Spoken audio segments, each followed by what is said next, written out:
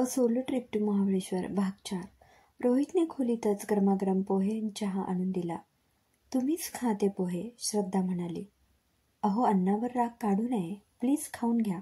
हे बघा, आपल्याला उशीर होतोय, नाही तर मी चाललो माझ्या दुसऱ्या कामाला, मनोज म्हणाला. अरे बापरे, हे खरंच मला सोडून गेले तर मला यांच्यासोबत वेळ घालवता येणार नाही. खरं तर आता मला महाबळेश्वर येथील सौंदर्य, थंडी आणि मनोज हवेहवेसे वाटू लागले आहे. श्रद्धा आपल्या नाराज मनाला समजावत होती. हे काय, पुन्हा कुठे हरवलात? मनोजने विचारले. काही नाही, मला तुम्ही आधी सॉरी म्हणा. ठीक आहे, सॉरी. चला आवरा लवकर, मनोज म्हणाला. ठीक आहे, आवरते आता मी लवकर. श्रद्धा व मनोज दोघांनीही पटकन नाश्ता उरकला. दोघे बाहेर पडले आणि चालत चालत एका सुंदर पुरातन मंदिराजवळ पोहोचले. हे बघा, हे महादेव मंदिर. महाबळेश्वरचे महादेवाचे देऊळ हे यादव राजा सिंगनदेव याने 13व्या शतकात बांधले आहे. अफजल खानच्या तंबूवरील कापून आणलेले सोन्याचे कळस शिवाजी महाराजांनी या महाबळेश्वर मंदिरास अर्पण केले होते, मनोजने माहिती सांगितली. अच्छा. थोडे पुढे चालत ते दुसऱ्या एका मंदिराजवळ पोहोचले. हे पंचगंगा मंदिर. हे मंदिर म्हणजे कृष्णा, कोयना, गायत्री, सावित्री, वेण्णा, सरस्वती आणि भागीरथी या 7 नद्यांचे उगमस्थान आहे. यातील पहिल्या 5 नद्यांचा प्रवाह सतत 12ही महिने वाहत असतो. सरस्वतीचा प्रवाह मात्र प्रत्येक 60 वर्षांनी दर्शन देतो. आता तो 2034 साली दर्शन देईल. भागीरथीचा प्रवाह प्रत्येक 12 वर्षांनी दर्शन देतो. हा आता सन 2016 मध्ये मराठी श्रावण महिन्यात दर्शन देईल. हे मंदिर 4500 वर्षापूर्वीचे आहे. येथून बाहेर पडल्यानंतर कृष्णा नदी स्वतंत्र वाहते. खरेच केवढा माहितीसाठी साठा आहे हो तुमच्याजवळ. हॅट्स ऑफ, श्रद्धा म्हणाली. थँक्स. तेवढ्यात मनोजला कोणीतरी आवाज दिला. मनोज, मनोज. मनोजने मागे वळून पाहिले तर श्याम तिथे होता. काय रे श्याम, तू इथे कसा? काही नाही, सहज मंदिरात आलो होतं दर्शनाला. अरे हे बघ, तू सांगितल्याप्रमाणे आज जोशी सर त्यांच्या शाळेतील साऱ्या स्पेशल मुलांना मंदिरात घेऊन आले आहेत, तेही मदतनीसांना सोबत घेऊन. त्यांची आबळ होऊ नये म्हणून. तू केलेला मदतनीसांचा हट्ट त्यांनी मान्य केला आहे. तसेच त्यांना बाहेरचे जग दाखवण्यासाठीची तुझी तळमळ त्यांनी अचूक ओळखली आणि शेवटी आज त्यांनी सगळ्या मुलांना या आस्थेच्या ठिकाणी आणून वेगळ्याच आनंदाची अनुभूती दिली आहे. तू ग्रेट आहेस. ग्रेट वगैरे काही नाही. मी फक्त मला जे वाटले ते त्यांना सांगितले. त्यांचा हक्क कसा त्यांना मिळायला हवा हे मी जोशी सरांना पटवून दिलं आणि आता त्यांना ते समजलंय. मनोज त्या स्पेशल मुलांमध्ये गेला. त्यांच्याशी हसून खेळून बोलू लागला. मग तो जोशी सरांशी बोलू लागला. श्रद्धा दुरूनच सारे काही पाहत होती. आता तिच्या मनात मनोजबद्दलचे प्रेम आणि आदराची भावना अधिकच फुलू लागली. खरंच आजकाल कोण करते या मुलांसाठी एवढं? मनोज खरंच ग्रेट आहे. आपल्यापेक्षा दुर्बल घटकांना पुढे नेण्याचा विचार केवळ एक समाज सुधारक करू शकतो. आपले काम भले आणि आपण भले असे मनोज राहू शकतो, पण त्यातूनही जीवनात येऊन इतरांसाठी काहीतरी करण्याची मनोजची तळमळ, जिद्द वाखाणण्याजोगी आहे. श्रद्धा मनोजचाच विचार करू लागली. मनोज आज खूप आनंदात होता. तो श्रद्धाजवळ आला आणि म्हणाला, चला आता तुम्हाला मी फ्रेश स्ट्रॉबेरी खाऊ घालतो. दोघांनी त्या स्पेशल मुलांसोबत स्ट्रॉबेरीचा मनसोक्त आनंद लुटला. खरंच खूप मोठे काम करताय तुम्ही, श्रद्धा म्हणाली. अजून तर बरंच काही बाकी आहे. ही तर फक्त सुरुवात आहे. दोघेही तिथून निघाले आणि वेण्णा लेकच्या रस्त्याने चालू लागले. थोड्या वेळातच ते तिथे पोहोचले. वाव, काय मस्त आहे हा लेक. पाऊस पडून गेल्यावर येथील हिवाळ्यातील वातावरण आणि नितळ पाणी किती छान वाटतंय. याबद्दलची माहिती, श्रद्धाने विचारले. वेण्णा लेक हे पर्यटकांसाठी महाबळेश्वरमधील प्रमुख आकर्षण ठिकाण आहे. हा लेक जसे की तुम्ही बघू शकता सर्व बाजूंनी हिरव्यागार झाडांनी वेढलेला आहे. वेण्णा नदीचे पाणी साठवल्यामुळे हा वेण्णा तलाव निर्माण झाला आहे. येथे पर्यटकांना जलसफर म्हणजेच बोटिंग करता येते. येथे हॉर्स रायडिंग देखील करता येते. या धरणाच्या मागे घनदाट झाडी आहे.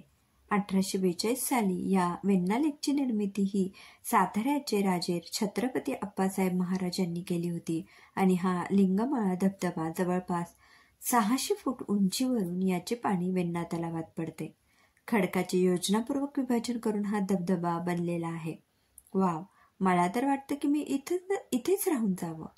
श्रद्धा आपले आनंद गीत मनात गुणगुणू लागली. याची देही याची डोळा, स्वर्ग आज मी पाहिला, माणुसकीचा देव आज समोर उभा ठाकला. तेवढ्यात कोणीतरी जोरात किंचाळत ओरडलं, वाचवा वाचवा, माझी मुलगी पाण्यात पडली. लेकमध्ये बोटिंग करत असताना एका बाईची लहान मुलगी अचानक पाण्यात पडली. मनोज आणि श्रद्धा क्षणाचाही विलंब न करता लेकजवळ पोहोचले. वाचवा माझ्या मुलीला, वाचवा, ती बाई जीवाच्या आकांताने ओरडत होती. मनोजने जवळच असलेल्या एका टोपलीतील एक जाड लाईफ जॅकेट घातले आणि स्वतः त्या पाण्यात उतरणार तोच श्रद्धाने त्या पाण्यात उडी टाकली. सारे लोक भीतीने प्रचंड घाबरले होते. मनोज घाबरला. हिला पोहता येते का? उगाच भावनेच्या आहारी जाऊन हिने उडी तर घेतली नाही ना? काय करावे या विचारात असतानाच श्रद्धा त्या छोट्या मुलीला अलगद पाण्याबाहेर घेऊन आली. खूप खूप धन्यवाद ताई तुमचे, ती बाई आपल्या मुलीच्या खूप पाप्या घेऊ लागली. ठीक आहे, पण ताई तुम्ही तुमच्या मुलीला लाईफ जॅकेट का नाही घातले? श्रद्धाने विचारले. ती खूप हट्टी आहे, मला घालायचेच नाही असे म्हणत होती, म्हणून नाही घातले. बाळा, असं करायचं नाही. आई आपल्या भल्यासाठी सांगते ना सगळं, मग आईचं सगळं ऐकायचं. ओके? श्रद्धा म्हणाली. हो दीदी, थँक्यू.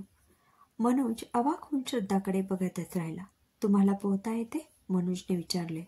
हो, मी पोहायला खूप लहानपणी शिकले होते, त्यामुळे कुठलाही विचार केला नाही आणि सरळ पाण्यात उडी टाकली. फारच छान. आणि इथे माझा जीव जाण्याची वेळ आली होती. मनोज म्हणाला. का? श्रद्धाने विचारले. तुमच्या काळजीने. का करता तुम्ही माझी इतकी काळजी? कोण आहे मी तुमची? श्रद्धाने मनोजच्या डोळ्यात बघत विचारले. तेवढ्यात सगळे लोक श्रद्धाने मुलीचा जीव वाचवल्याबद्दल तिचे अभिनंदन करण्यासाठी आले. त्यामुळे श्रद्धाने मनोजला विचारलेला प्रश्न अनुत्तरितच राहिला. पुढे ते दोघे प्रतापगड येथे जायला निघाले. तिथे पोहोचेपर्यंत मनोज श्रद्धासोबत काहीही बोलला नाही. श्रद्धा सुद्धा मनोजच्या मनातील भावना समजून गेली होती, पण या सगळ्यात तिला तिच्या वडिलांची या नात्याला घेऊन जास्त भीती होती. लव्ह मॅरेज करणार हे मनात पक्के ठरवलेले असतानाही वडिलांच्या पुढे जाऊन निर्णय घेणे श्रद्धाला खरं तर मान्य नव्हते. मनोज श्रद्धाला प्रतापगडची माहिती सांगू लागला. महाबळेश्वरपासून महाड रस्त्याला 21 किलोमीटर अंतरावर प्रतापगड आहे. या किल्ल्यावर छत्रपती शिवाजी महाराज आणि अफजल खान यांच्यात खूप मोठी लढाई झाली होती, त्यामुळे या किल्ल्याला महत्त्व प्राप्त झाले आहे. सन 1656 मध्ये शिवाजी महाराजांनी या किल्ल्याची स्थापना केली. शिवाजी महाराजांनी हे तुळजाभवानी मातेचे मंदिर या ठिकाणी स्थापन केले होते. या किल्ल्यावरून कोकणातील शेकडो किलोमीटर क्षेत्राचे मनोहरी नयनरम्य असे दर्शन घडते. मस्त, खूप छान. श्रद्धाने मनोजकडे आनंदाने पाहिले. मनोज मात्र अजूनही गप्पच होता. दिवस मावळला आणि दोघेही हॉटेलवर पोहोचले. आज घरी जाताना मनोजने श्रद्धाला बाय सुद्धा केले नाही. श्रद्धा जराशी हिरमुसली. कोण समजतो हा स्वतःला? मी त्याच्याशी आज इतक्या प्रेमाने बोलत होते तरीही तो मात्र गप्पच होता. काय आहे काय याच्या मनात? माझ्यावर बरोबरचं प्रेम करतो की काय हा? बरं मग हा मान्य का करत नाही? बस आता एकदाच या गोष्टीचा सोक्षमोक्षच लावून टाकते. उद्या तो उठायच्या आत त्याच्या घरी जाते आणि त्याला त्याच्या घरच्यांसमक्षच विचारते.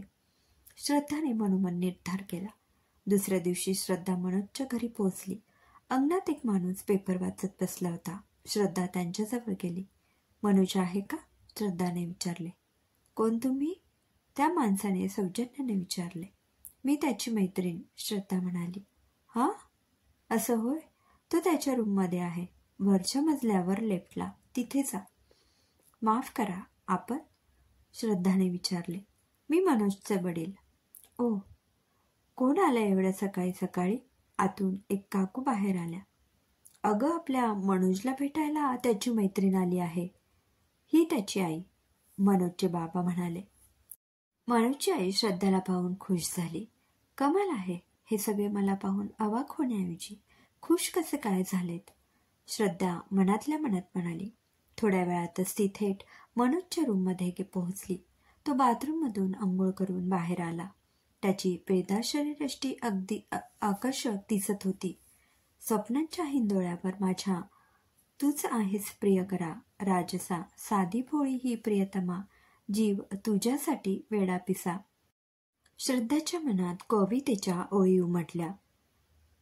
मनोजला पाहून ती म्हणाली, हाय, तू इथे कशी? तिला पाहून मनोजला आश्चर्य वाटले. आपल्या प्रेमाचा सूक्ष्मोक्ष लावायला आलीये मी इथे. श्रद्धा म्हणाली, हे बघ, आपण याबद्दल बाहेर बोलूया, उगाच इथे चर्चा नको.